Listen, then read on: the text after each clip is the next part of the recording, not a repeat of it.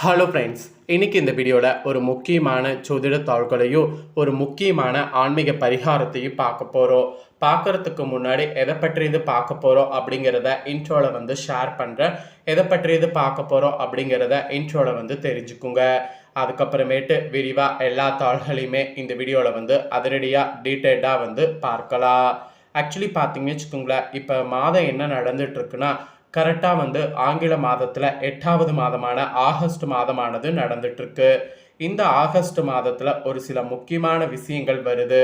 அதை வைத்து தான் இந்த பலன்களே உங்களுக்கு குறிப்பிடப்படுது.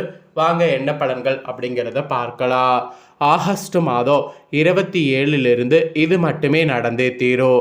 காரணம் என்னன்னா, அன்னைக்கு ஆவணி பௌர்ணமியானது வருது.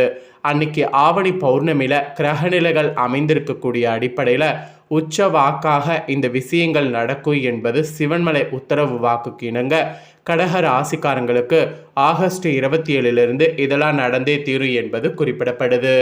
அப்படி என்ன நடந்தே தீரும் அப்படிங்கிற முக்கியமான விஷயங்களை தான் இந்த வீடியோவில் கடக ராசிக்காரங்களுக்கு ஷேர் பண்ண போகிறேன். வீடியோ பார்க்கக்கூடியவங்க கடக ராசிக்காரங்களாக இருந்தீங்கன்னா இந்த ஒரு வீடியோவை ஸ்கிப் பண்ணாமல் பாருங்கள். உங்கள் ராசிக்கு என்ன மாதிரியான பலன்கள் கிடைக்கும் அப்படிங்கிறத தெரிஞ்சுக்குங்க.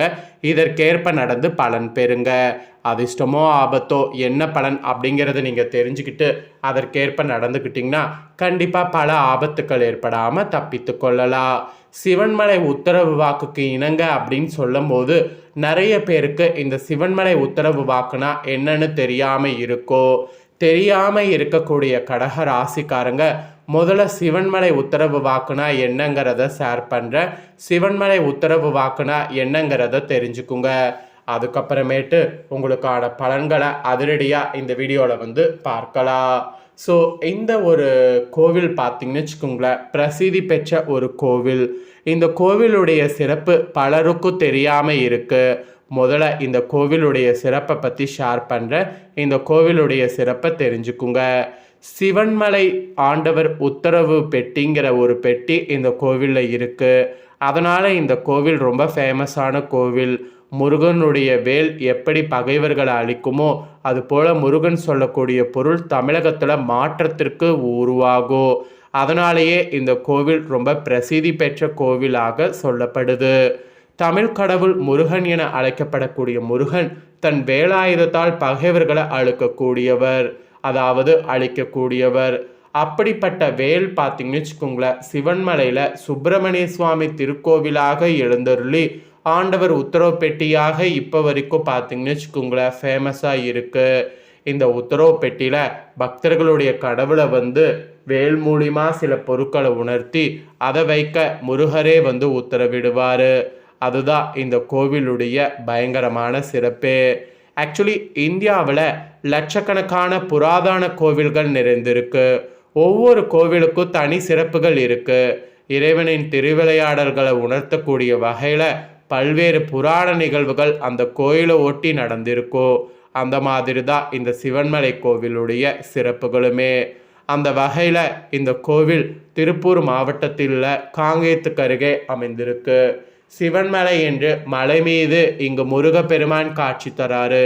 இவருக்கு சுப்பிரமணிய சுவாமி என்று பெயர். இந்த சுப்பிரமணிய சுவாமி திருக்கோவிலில் பல சிறப்புகள் தன்னகத்தே கொண்டிருக்கிறதுல மெயின் சிறப்பே ஆண்டவர் உத்தரவு பெட்டி தான். இந்த கோவிலில் இருக்கக்கூடிய ஆண்டவர் உத்தரவு பெட்டி ரொம்ப விசேஷமாக இருக்க காரணம் என்னன்னா, முருகரே சில பொருட்களை சொல்லுவார். ஆமாங்க, முருகப்பெருமான் அப்பகுதியை சுற்றியுள்ளவருடைய கடவுளை தோன்றி உத்தரவு பெட்டியில் ஒரு குறிப்பிட்ட பொருளை வைத்து பூஜிக்க வேண்டும் என உத்தரவிடுவார். ஸோ பக்தர்கள் அவங்களுடைய கடவுளை பொருள் குறித்து கோவில் அர்ச்சகர்களிடம் கூற அவர்கள் பூ போட்டு பார்த்து வெள்ளைப்பூ வந்தால் அந்த பொருள் ஆண்டவன் பெட்டியில் வைக்கப்படும். அந்த பொருள் பொறுத்து அப்போதுள்ள காலத்தில் சில நிகழ்வுகள் நடக்கும். ஆக்சுவலி இது இன்றளவுக்குமே ஒரு நம்பிக்கையாகவே நடந்துட்டு வரக்கூடிய விஷயம். ஆக்சுவலி இந்த உத்தரவு பெட்டியில் இது வரைக்கும் எத்தனையோ பொருட்கள் வைத்து பூஜை செய்யப்பட்டிருக்கு. மஞ்சள், ஏற்கலப்பை, அப்புறம் படநோட்டு புத்தகம், இந்த மாதிரி நிறைய பொருட்கள் வைத்து பூஜை செய்யப்பட்டிருக்கு. அத்தனை பொருட்களுமே சமுதாயத்தில் தாக்கத்தை ஏற்படுத்தியிருக்கு. அதனாலேயே இந்த கோவிலில் உத்தரவு பொருள் என்ன வருதோ அதை பொறுத்து தான் விவசாயிகள் விவசாயத்துக்கே அப்போதைக்கு முடிவு பண்ணுவாங்க. இப்படி பல சிறப்புகளை கொண்டிருக்கு இந்த ஒரு பெட்டி. இதில் எப்படி பொருள் பார்த்தீங்கன்னு வச்சுங்களேன் சமுதாயத்தை தாக்கத்தை ஏற்படுத்துமோ அது போல கிரகங்கள் அமைந்திருக்கக்கூடிய அடிப்படையில் தாக்கங்கள் ஏற்படும் அப்படிங்கிறது குறிப்பிடப்படுது. அதனோட அடிப்படையில் தான் கிரகங்கள் இந்த பௌர்ணமியில் அமைந்திருக்கிறது எப்படிங்கிறத வைத்து கடக ராசிக்காரங்களுக்கு அடுத்து நடக்கக்கூடிய விஷயங்கள் குறிப்பிடப்படுது. ஸோ அதை தான் இப்போ இந்த வீடியோவில் ஷேர் பண்ண போகிறேன். ஸோ கடக ராசிக்காரங்க உங்கள் ராசிக்கு என்ன மாதிரியான பலன்கள் கிடைக்கும் அப்படிங்கிறத தெரிஞ்சுக்குங்க. ஸோ தெரிஞ்சு இதற்கேற்ப நடந்து பலன் பெறுங்க. வாங்க உங்களுக்கான பலன் என்னங்கிறத இப்போ இந்த வீடியோவில் அதிரடியாக டீட்டெயில்டாக பார்க்கலாம். ஸோ கடக ராசியை பொறுத்த வரைக்கும் நிறைய இந்த பௌர்ணமியில் கிரக பயிற்சிகளுடைய தாக்கம் இருக்குது. அதன் காரணமாக உங்கள் ராசிக்காரங்களுக்கு ஆக்கப்பூர்வமான நன்மைகள் நடக்கும். நீங்கள் உங்கள் இருப்பு பார்த்தீங்கன்னு வச்சுக்கோங்களேன் நல்லா பத்திரமாக வைத்துக்குங்க. அது உங்கள் குடும்பத்திற்கு பெரும் பலமாக பின்னாடி அமையும். இப்போ இருப்புங்கிறது நீங்கள் ஏதாவது வாங்கணும் அப்படிங்கிறது இல்லாமல் இருப்பை பத்திரமாக வைத்துக்க வேண்டிய காலம். அதோடு உங்கள் தொழில் வாழ்க்கையில் புதிய பொறுப்புகள் அல்லது குறிப்பிடத்தக்க வாய்ப்புகளை நீங்கள் சந்திக்க நேரிடும். அப்படி வாய்ப்புகள் சந்திக்க நேரிடும் போது அந்த வாய்ப்பை சந்தித்து அந்த வாய்ப்பை எப்படி கொண்டு வரணும் அப்படிங்கிறத தொடர்ந்து பண்ணுங்கள். அப்போ தான் அந்த வாய்ப்பு மூலிமா உங்களுக்கு வெற்றிகள் குவியும்.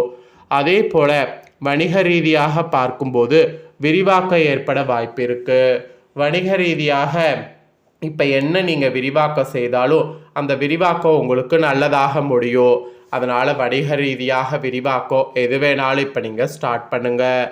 மாணவர்கள் கூட உங்கள் படிப்பில் கவனம் செலுத்துங்க. படிப்பில் கவனம் செலுத்தாமல் இருந்தீங்கன்னா கண்டிப்பாக ஃபெயில் ஆகிறதுக்கு நிறைய வாய்ப்பு இருக்குது. அதனால் மாணவர்கள் உங்கள் படிப்பில் கவனம் செலுத்துங்க. அதோடு உங்களுடைய கடின உழைப்பு திருப்திகரமான முடிவுகளை தரும். அதனால் கடின உழைப்பு ரொம்ப ரொம்ப ரொம்ப ரொம்ப முக்கியம். வெளிநாடு செல்வது தொடர்பான வாய்ப்புகள் நீங்கள் தீவிரமாக பரிசீலிக்கலாம். அதுவும் நிதி விஷயங்களில் அபாயங்களை ஏற்படுவதை விட சேமிப்பு மற்றும் திட்டமிட்ட முதலீடுகளில் கவனம் செலுத்துவது நல்லது. ஏன்னா நிதி விஷயங்களில் அபாயங்கள் ஏற்படுத்தக்கூடிய சேமிப்பு மற்றும் திட்டமிடாத முதலீடுகளில் ஏதாவது பண்ணி லாஸ் ஆகிறதுக்கு அதில் ஸ்பெஷலாக கவனம் செலுத்தினீங்கன்னா நல்லது. ஸோ கடக ராசிக்காரங்களுக்கு இந்த மாதிரி சில கவனமாக இருக்கணும் அப்படிங்கிற மாதிரி இந்த பௌர்ணமியில் குறிப்பிடப்படுது.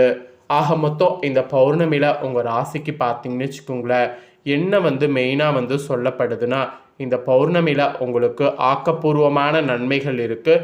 அதே சமயம் நீங்கள் பொறுமையாகவும் இருக்கணும் அப்படிங்கிற மாதிரி குறிப்பிடப்படுது. ஸோ இதுதான் உங்களுக்கு பலன்களாக குறிப்பிடப்பட்ட விஷயங்கள். ஸோ இந்த பலன்களுக்கேற்ப நடந்து பலன் பெறுங்க. இப்போ பலன்களை தொடர்ந்து நெக்ஸ்ட்டு உங்களுக்கு ஆவணி பௌர்ணமியில் எப்படி வழிபட்டால் கடன் நீங்கி அதிர்ஷ்டம் பெருகும் அப்படிங்கிற ஆன்மீக பரிகாரத்தை சொல்ல போகிறேன். அந்த ஆன்மீக பரிகாரத்தை கடக ராசிக்காரங்க தெரிஞ்சு பயன்பெறுங்க. பௌர்ணமி நாளில் தெய்வீக சக்திகள் அதிகரித்து காணப்படும் என்பதால் இந்த நாளில் விரதம் இருந்து குலதெய்வத்தையும் மற்ற தெய்வங்களையும் வழிபடுவதால் சந்ததிகள் நலம் பெருகும். குறிப்பாக இந்த நாளில் பெண் தெய்வ வழிபாடு செய்வது அதிக பலனை கொடுக்கக்கூடும். அதுலேயும் 12 பௌர்ணமிகளில் தொடர்ந்து விரதம் இருந்து வழிபடுவதால் வாழ்வில் அனைத்து விதமான ஐஸ்வர்யங்களும் பெற செய்யும்.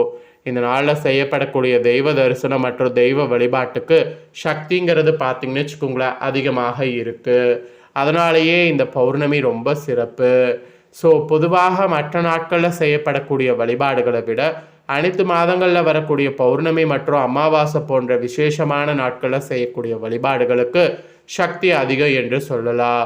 அதுலேயும் சந்திரன் ஆதிக்கம் அதிகம் உள்ள பௌர்ணமி நாளில் கிரிவலம் செல்வது, வீட்டில் விளக்கேற்றி வழிபாடு செய்வது, சத்யநாராயண பூஜை செய்வது என எப்படி வழிபட்டாலும் அதன் பலன் 2 மடங்காக கிடைக்கும். அது மட்டும் இல்லாமல் நிலாக்காலம் எல்லாமும் தமிழர்களுக்கு விழாக்காலம் என்பார்கள். அதுபோல் ஒவ்வொரு மாதத்தில் வரக்கூடிய பௌர்ணமிக்கு ஒவ்வொரு சிறப்பு உண்டு. பௌர்ணமி நாளில் விரதம் இருந்து வழிபாடு செய்தால் அனைத்து விதமான செல்வ நலன்களும் வீடு தேடி வரும் என்பது நம்பிக்கை. அதுபோல் ஆவணி மாதத்தில் வரக்கூடிய பௌர்ணமி நாளில் விரதம் இருந்து வழிபட்டால் பல நாட்களாக எத்தனை முயற்சி செய்து தீராத கடன் பிரச்சனை இருந்தால் நீங்கோ, பணவரவு அதிகரிக்கோ, திருமண தடை நீங்கோ, கணவன் மனைவி பிரச்சனை நீங்கோ, பிறந்த கணவன் மனைவி ஒன்று சேர்வாங்க, வாரக்கடன் வரும். ஸோ இந்த மாதிரிலாம் நிறைய அதிசயம் நடக்கும் என்பது குறிப்பிடப்படுது. அதனால் இந்த பௌர்ணமியில் பூஜை செய்ய மறக்காதீங்க. இதெல்லாம் தாங்க உங்களுக்கான பலன்கள். இதற்கேற்ப நடந்து பலன் பெறுங்க.